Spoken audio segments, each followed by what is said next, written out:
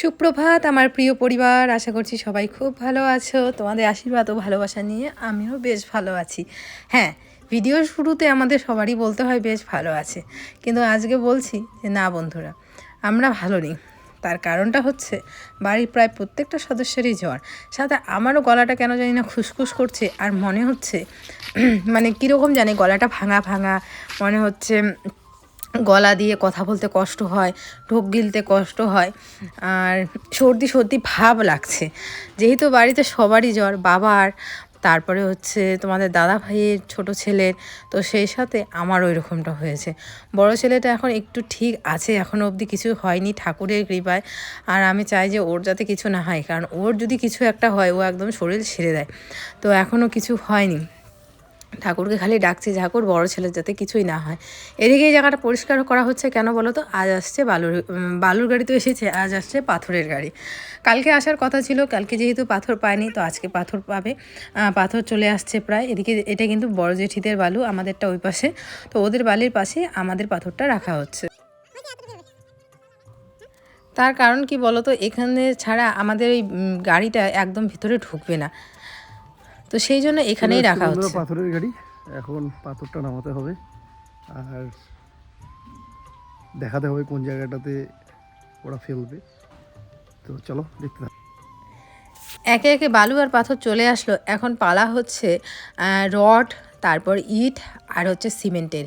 ইটটাও কালকে নিয়ে আসবে, আর রড আর সিমেন্টটাও নিয়ে আসবে, তারপরে শুরু হবে মিস্ত্রির কাজ। আমার যে কত মানে তপস্যার আর কত অপেক্ষার ফল কি বলবো। আর একটা কথা কি বলো তো বন্ধুরা, কোনো কিছু যদি আমরা শুরু না করি না, সেটা শেষ কোনো দিনও হবে না। আমি যদি ঘরের কাজটা শুরু করি তাহলেই কিন্তু আমার একটা চাহিদা থাকবে শেষ করার। আর যদি আমি শুরুই না করি তাহলে ওই ওই আজ করব কাল করব এরকম করতে করতেই দিন পার হয়ে যায়।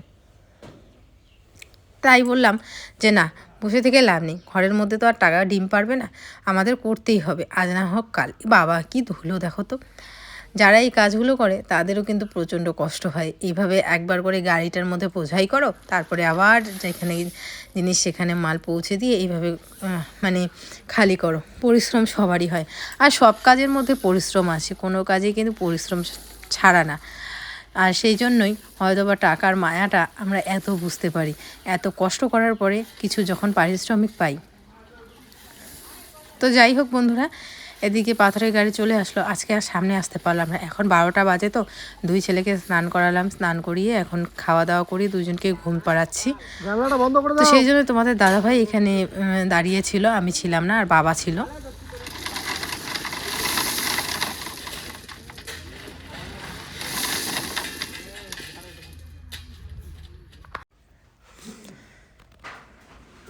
তো এই গাড়িগুলো যখন আসে এত খুশি লাগে না কি বলবো। আর আমাদের রাস্তাটা না অনেকটাই মানে চিকন, তো যার কারণে এই বড়ো ট্রাকগুলো একদম বাড়ির সামনে যায় না। না হলে আমাদের বাড়ির সামনে যদি এগুলো রাখা হতো তাহলে অনেক সুবিধা হতো যারা কাজ করতো তাদের পক্ষে।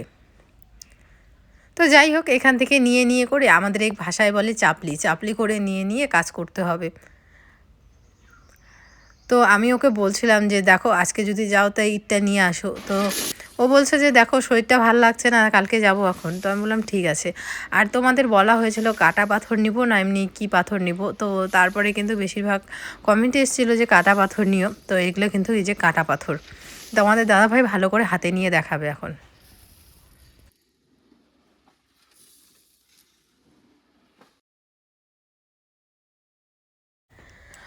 অনেক দিন আগে একটা কথা মনে পড়ে যায়, আসলে বলে না দিন চলে যায় কিন্তু মানুষের কথা রয়ে যায়। আমাকে একজন ব্যঙ্গ করে বলেছিল, যেহেতু আমি বিছানার চাদর কিনতে খুব পছন্দ করি, বেডশিট, তো আমাকে বলেছিল বিছানার চাদর না কিনে একটা মাসে মাসে বিছানার চাদর না কিনে একটা ঘর করার পরিকল্পনা করতে।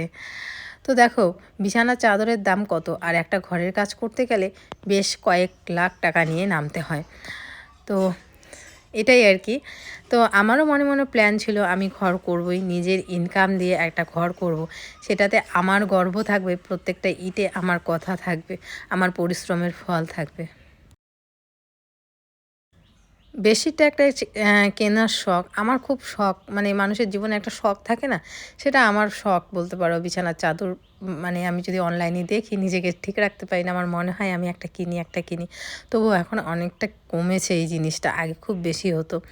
এখন ভাবি যে না, টাকা নষ্ট না করে জমালে আমি একটা কিছু করতে পারবো, সেরকমটা ভাবনা চিন্তা এখন। টাকাগুলো দিতে মায়া লাগে। মায়া তো লাগে। আরেকটা কথা বলি, টাকা যদি ঘরে রাখতাম আর ডিম পারতো কি ভালো হতো না? ইস, বোঝো ব্যাপার। নাও গইনে দিয়ে দাও। মায়া লাগে যদিও। তারপরে আজকেই যাবা ইট আনতে।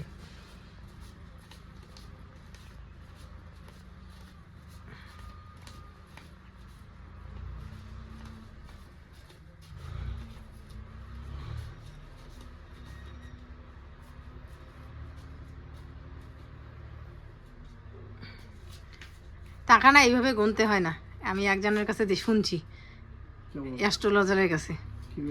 টাকা এরকম করে 2 ভাঁজ করো, মানে এই যে এরকম করে যে আমরা গণি না, মানে একটা একটা করে দিয়ে দিলাম ইউনিভার্সকে, আর এইভাবে গণলে আমার কাছে আসতেছে। ইয়েস,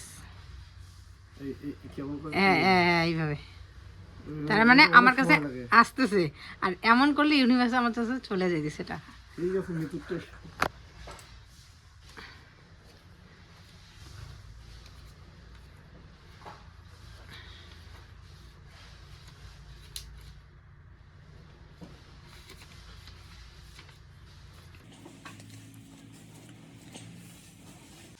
এই হচ্ছে বন্ধুরা পাথরের টাকা, বিলের টাকা। বালুরটা তো এর আগে দেওয়াই হয়েছে, তো মানে কোনো ডিউ রাখা হয়নি, ডিউ রাখতেও যাচ্ছি না আমি, যেহেতু কাজ আমার মতো করে করছি সেহেতু হচ্ছে কোনো ডিউ রাখার কোনো ব্যাপার নেই, যা হবে ক্লিয়ার, একদম সঙ্গে সঙ্গে সব ক্লিয়ার।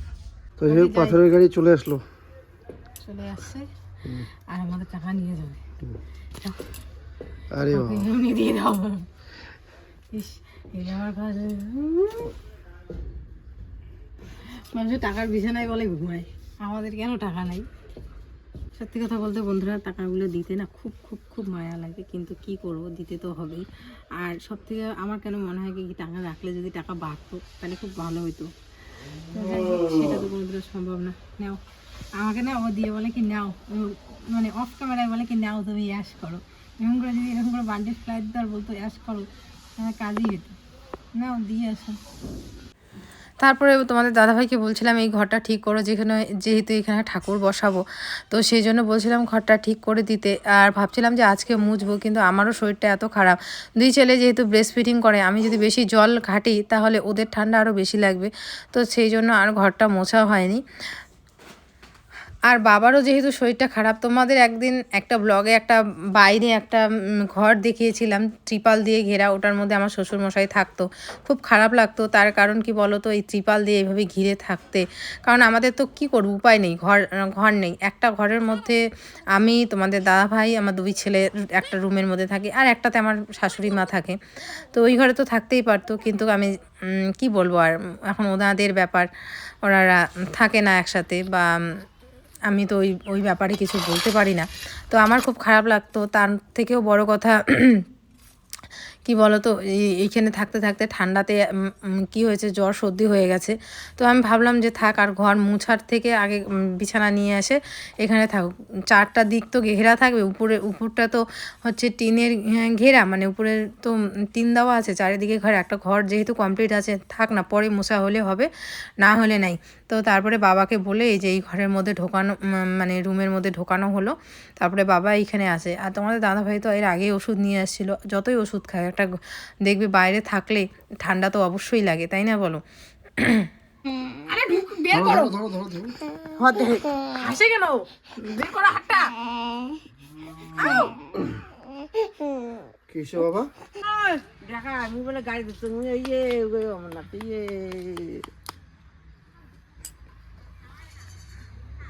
আরে ওকে বান্ডো, বেটাকে, ওই বেটাকে বানতে লাগবে না।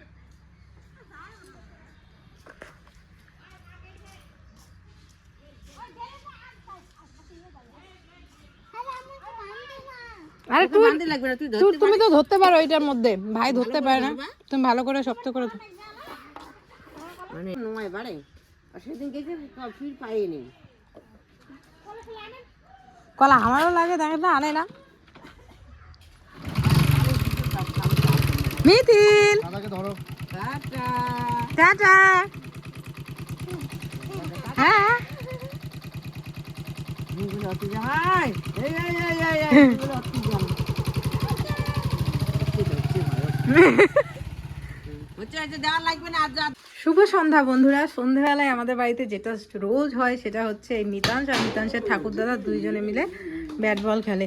এইমাত্র আমিও সন্ধ্যা প্রদীপ দিলাম। আর ওই ঘরে আজকে এই যে বাতি কারেন্ট জ্বালানো হয়েছে, বিছানা ঢোকানো হয়েছে, ওই ঘরে আজকে থেকে বাবা ওইখানে থাকবে। আর এখন এই যে খেলাধুলা করছে আর কি। আর এদিকে ছাগল বাঁধা, এই মাত্র এই হাঁসগুলোকে ঢুকালাম। আর আমার ঘরের পরিস্থিতি তোমাদের সাথে কি শেয়ার করবো বন্ধুরা, খুব খারাপ পরিস্থিতি। এই দেখো জামা কাপড় এনে ওইখানে ঢিপ করে রেখেছি, বিছানার অবস্থা। এখন আমি এগুলো গোছাবো, চলো দেখতে থাকো। মিথিলকে এই মাত্র ব্রেস্ট ফিডিং করালাম, ও কিছু খেতে যাচ্ছে না। জ্বরের ওষুধ এই যে দেখো লাইন বাই লাইন ওষুধ রাখা, এগুলো খাওয়াচ্ছি। মিথিলকে এই ওষুধটা খাওয়াচ্ছি। তারপরে এদিকে মিতাংশের খাওয়ার রুচি কমে গেছিলো জন্য এই ওষুধগুলো নিয়ে আসা হয়েছে। তো এগুলো এখন দুই ভাইকে খাওয়ানো চলছে, সাথে গরম জল তো আছেই। সন্ধ্যের দিকে একটু গেছিলাম আমার বান্ধবীর সাথে দেখা করতে, তো ওর সাথে দেখা করে এসে এই যে এই কাজগুলো করলাম। নাহলে সন্ধ্যের দিকে এগুলো কাজ হয়ে যেত। আসলে বাবা আজকে বিকেলবেলা নিতে পারেনি, তার কারণ তো ওই যে বললাম ওই ঘরে কারেন্টগুলো করলো বাবা। বাবা কিন্তু আগে কারেন্টের কাজ করতো, মানে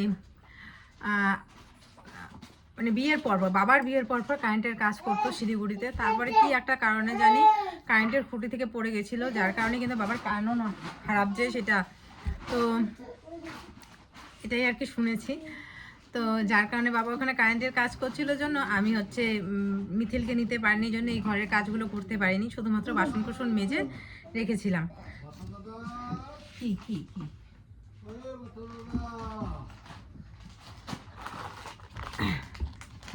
তো যাই হোক, এখন তোমাদের দাদাভাই একটু বাজারে গেছে, আসলে পরে চা বানাবো। যাবি যাবি যা যা দাদা যা যা যা, হাঁটি হাঁটি হাঁটি হাঁটি যাও, হাঁটি হাঁটি যাও যাও যাও যাও। ওই যে গাড়ি এসছে, গাড়ি গাড়ি দেখাবো।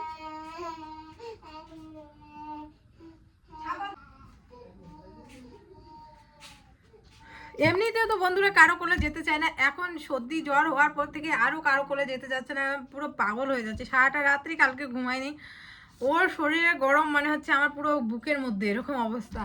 তো যাই হোক চলো, এখন একটুখানি বাবা নিয়ে এসে ওই দাদার গাড়ির কথা বললে আবার যায়, গাড়ি দেখাবে, ততক্ষণ আমি ঘরটা পরিষ্কার করে নিই। বাবা একটুখানি নিল, তার মধ্যে আমি এদিকে ঘর দোরগুলো একটুখানি পরিষ্কার করতে নিচ্ছি। বাবাকেও দিতে খারাপ লাগে এখন, কারণ যেহেতু জ্বর সর্দি হয়েছে, সারাদিন তো মানে মোটামুটি নেয়ই বাবুটাকে, তো সেই জন্য ভাবলাম। তো সন্ধ্যের দিকে আবার মাঝে মাঝে আমি জেঠিমাদের বাড়িতে দিয়ে আসি, দিতেই হয়, কারণ ওখানে থাকলে তখন আমি রাতের রান্নাটা কমপ্লিট করি। তো সেই জন্য সন্ধ্যার বেলার দিকে আমি দিয়ে আসি জেঠিমাদের বাড়িতে, তখন ওইখানে দুই ছেলে মোটামুটি থাকে কিছুক্ষণ, মোটামুটি রান্নাটা করে কমপ্লিট করে তারপরে নিয়ে আসি। আর রাত্রেবেলা আমি বেশি কিছু রান্না করি না, সেদ্ধ ভাত রান্না করি, কোনো দিন একটা ভাজা ঠাজা করি, ব্যাস তাহলেই হয়ে যায়। তো ঝটাফট করে আমি তাড়াতাড়ি বিছানাটা আর জামা কাপড়গুলো গুছিয়ে নিচ্ছি।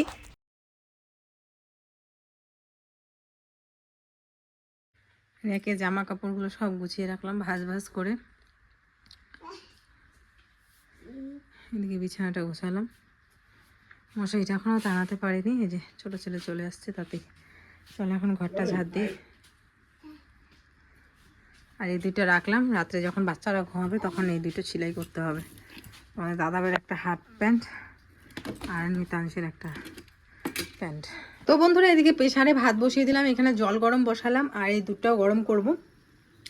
প্রেসারে এই কারণে ভাত বসালাম, তোমাদের দাদাভাইয়ের এক জায়গায় নিমন্ত্রণ আছে বাড়িতে খাওয়ার মধ্যে, আমি বাবা আর বড় ছেলে কতটুকু আর খায় তোমরা জানোই, তো সেই জন্য এই প্রেসারেই ভাত বসালাম।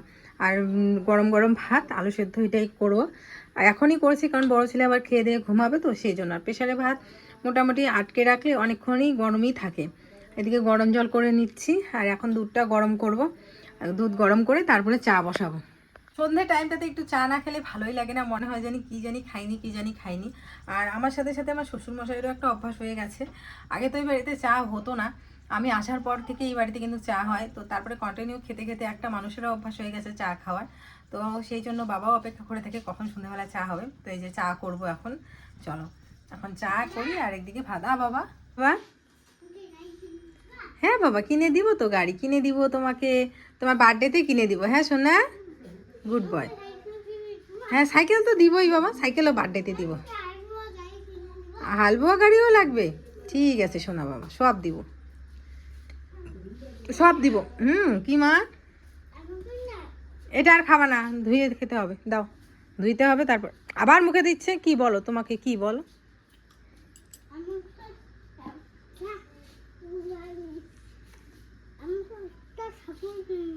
ছাগল কিনে দিব? ওরে বাবাটা, আচ্ছা ঠিক আছে, তুমি ছাগল পুষবা? ঠিক আছে,